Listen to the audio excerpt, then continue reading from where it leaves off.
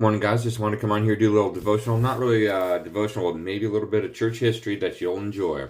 Okay, so one thing that I had come to learn and found out that I thought was really, really interesting is the Gospel of Mark.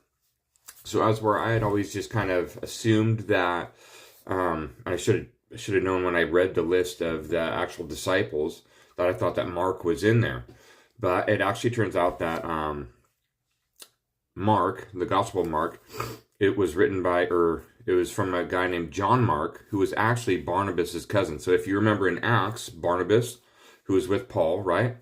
In the book of Acts, Paul and Barnabas actually split ways because John Mark had deserted them in I'm going to butcher this word, Pamphylia.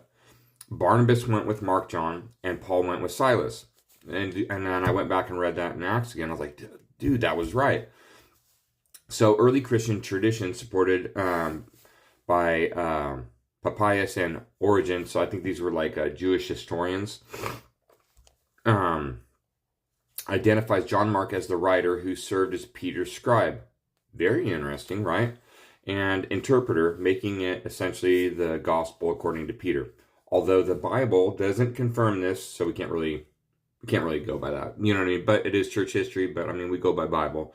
So yeah, and like I wrote in here, I'd always thought that he was a disciple and then figured it out he wasn't, and found this history very interesting. Hopefully you find it interesting too, and you get these cool little nuggets if you keep exploring the Bible and reading it every day. Anyways, have an awesome day.